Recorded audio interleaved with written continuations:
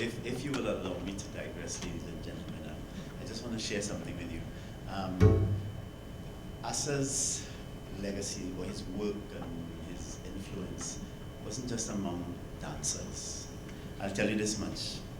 There's Eintou Springer here in the audience, and to a great extent, she has been responsible for a lot of what I have come to know and the art that I have honed over the years as an actor.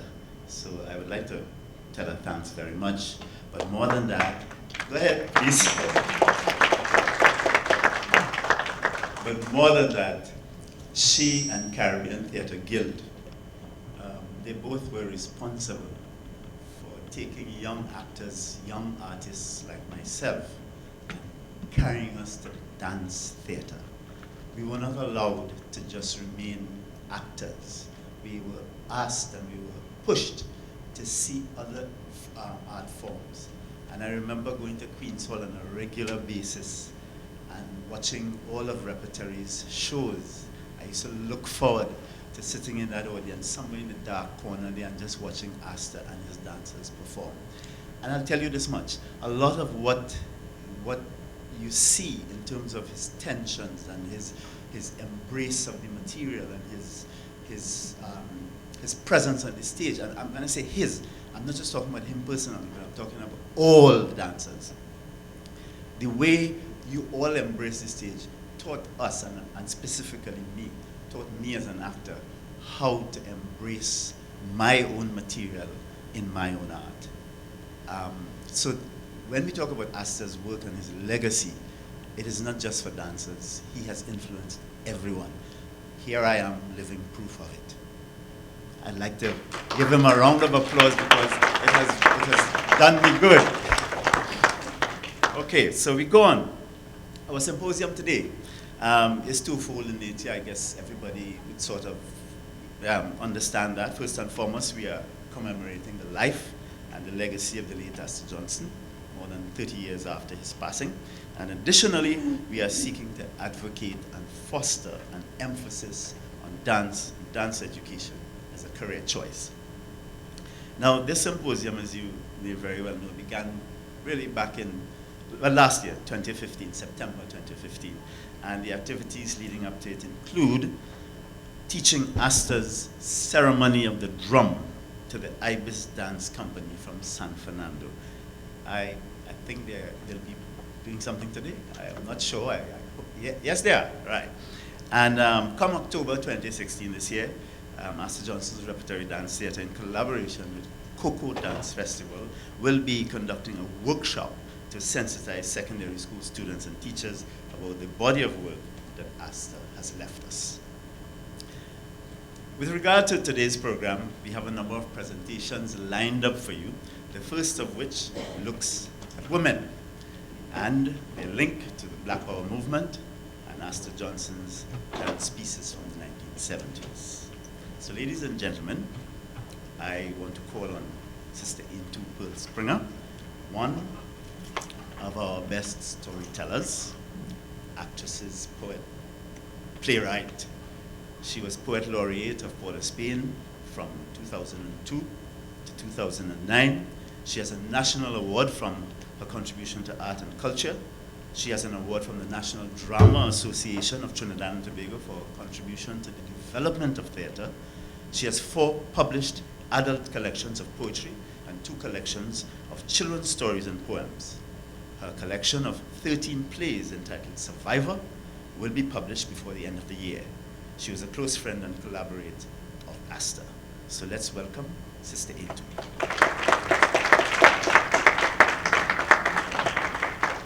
Thank you. Good morning, Chair.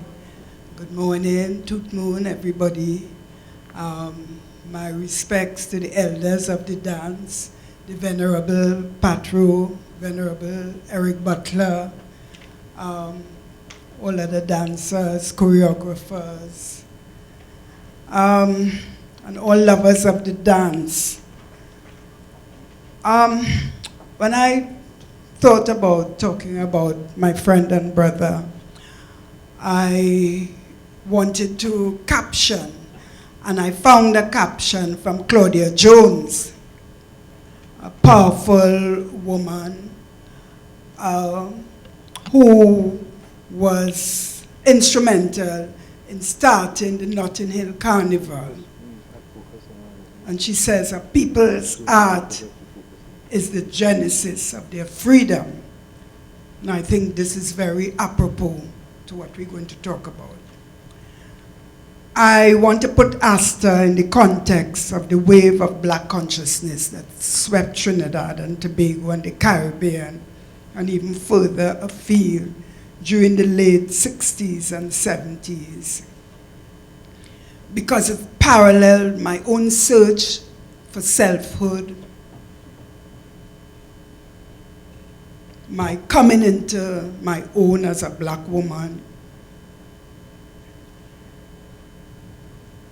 Astor was a dance icon of the Black Power movement.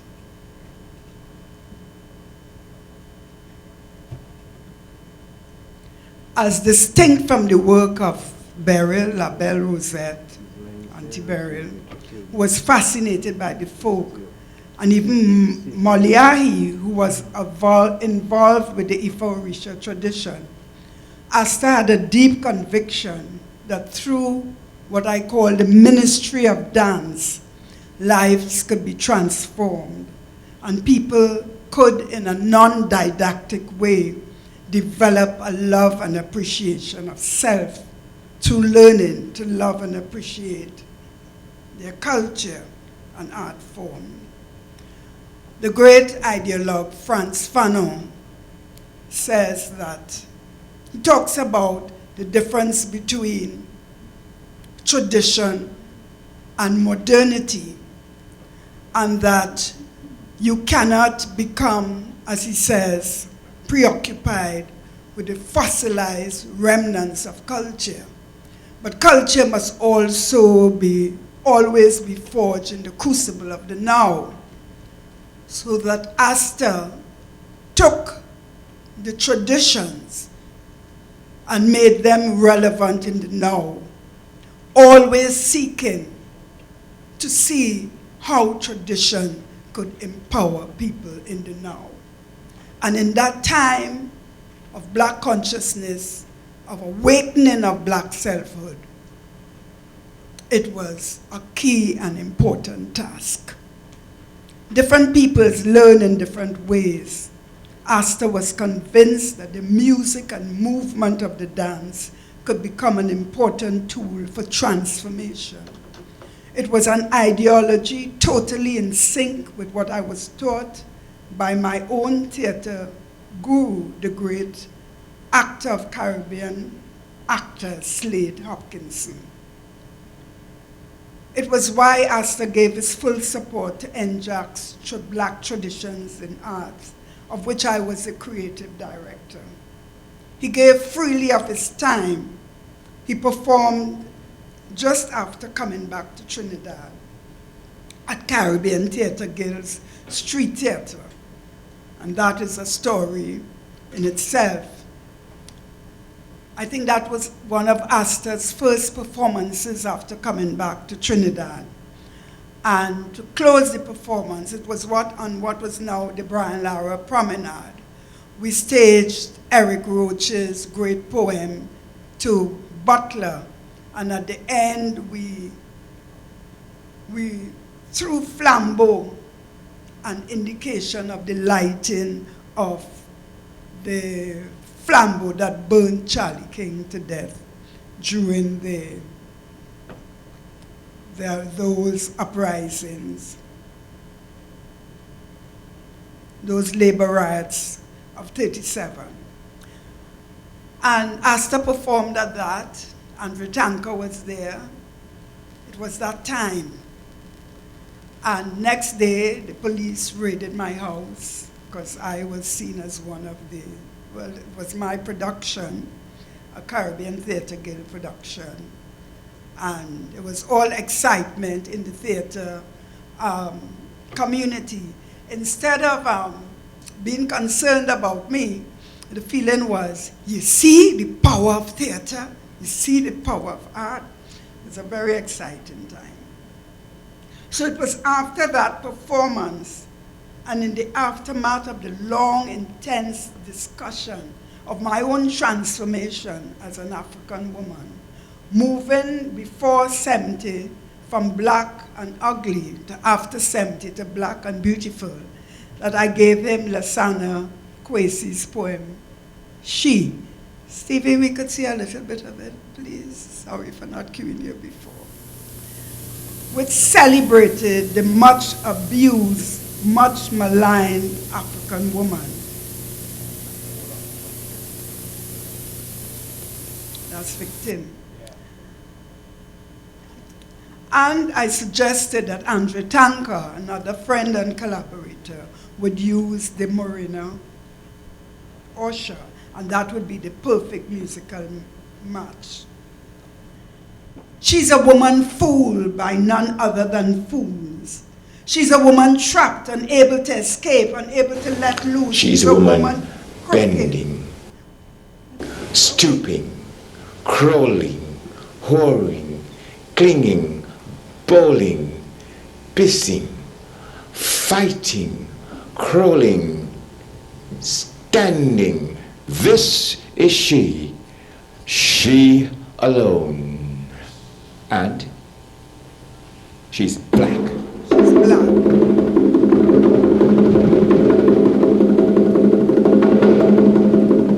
Okay, so that is a poem by Lasana Kwesi.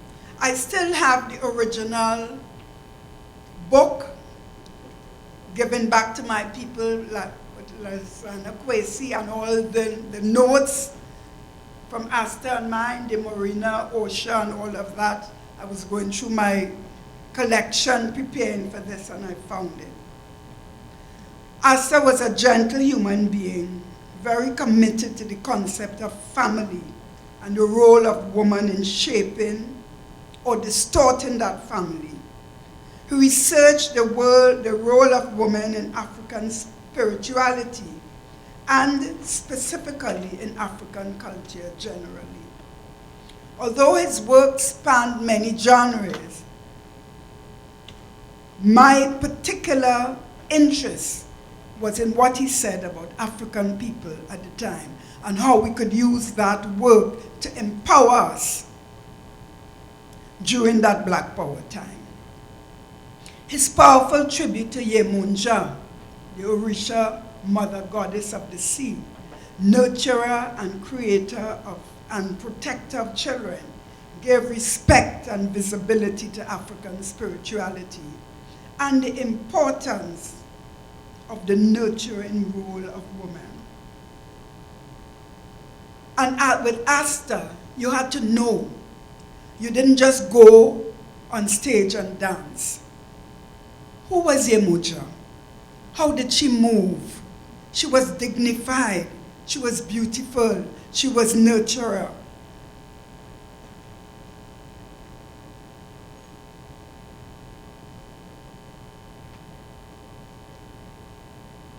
In Victim, we portray a different kind of woman, the overbearing, bullying mother, smothering her boy child in excessive possessiveness. Do we recognize those mothers? And analogous to that, in Sorrow's tribute to Bob Marley, Johnny was a good man. The heartfelt, painful cry of a mother losing her son to violence and describing her child as a good man. Is that relevant? Do we hear the mothers who smother and overprotect their children? So Astor did not have any naive thing about the perfect woman. He represented different sides of her and used those dichotomies to teach and to portray graphically what kind of woman do you want to be in that non-didactic way.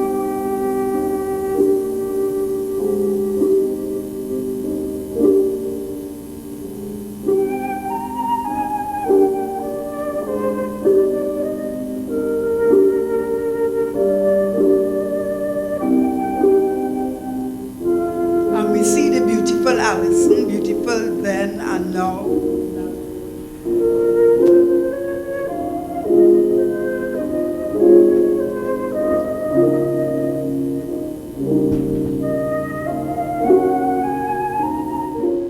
In one of my poems, which I have dedicated to Buju Banton, I say, is it that my breasts have been too soft and between them you have gotten lost? Talking about the boy child, the boy children that we are losing. He's very concerned about the African woman and wants her to play her critical role in true African liberation. In Stay Up Zimbabwe, it is a strong female dancer who leads the troops into freedom. In Zimbabwe, that strong female figure calling and juju, shouting and chanting, calling what to see in South Africa and Rhodesia. Of course, I had a mother figure who would every episode come and she would raise her hands up and she would be exhorting them. Bloody, bloody river, just to remember, brother, blood thicker than water. Stay up Zimbabwe, stay up Zimbabwe, stay up Zimbabwe. In this piece, that strong female figure is representative of the only primordial female Orisha, Oshun. For when the mighty Orishas were being defeated by the mortals of Ile, it was to Oshun that they had to turn to lead them to victory with a combination of warriorhood and womanhood. Similarly, it was only Oshun who could lead the fierce and warlike Ogun out of the deep forest. In Kayo, he recognizes the elements of nature: wind, earth, water, fire. Three of these being regarded in African spirituality as female: wind, the mighty Oya; earth, Ile; water, Oshun and Yemanja; fire, Shombo. But who could quench the fierceness of Shango's rampaging fire but the waters of Yemunja and Oshun? Astor was a loving friend and brother to me, warm and caring to my children. The last time I saw him was in early 1985 when I was leaving to go to do my master's in England. There was a farewell party arranged for me at the home of Lord Superior and his wife, Janet Stanley McCann. He had been hospitalized, but he let himself out in order to come and see me and the children before we left. The phone call came while we were in England. I had to deal with 3 distraught, crying children. He was a proud African man, a consummate dancer with the gifts and commitment to celebrate his people and to create the magic, joyousness, majesty of the art of dance without apology, sentimentality, taking his art to the highest level, admired by all. His work, his art is worthy of admiration, emulation, and transformation. When I heard of his passing,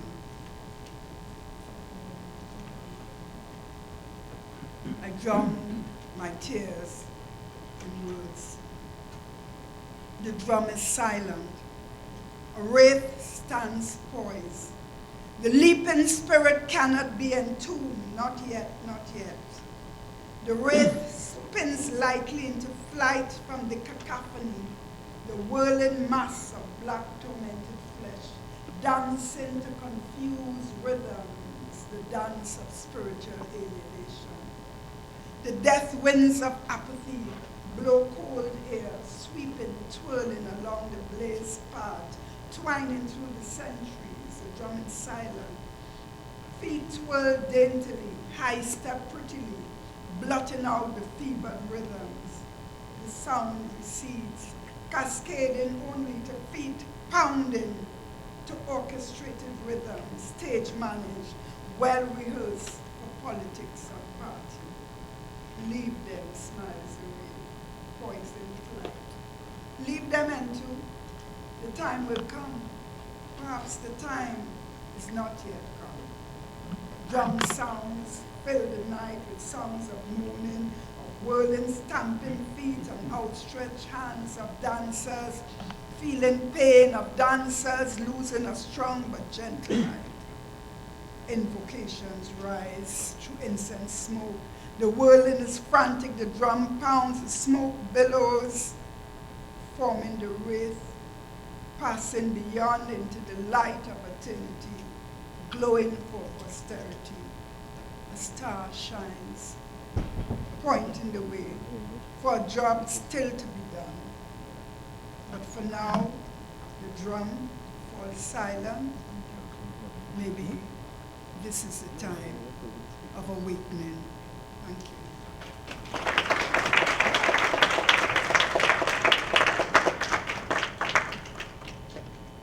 Ladies and gentlemen, the floor is open to anyone wishing to pose any questions. Yes?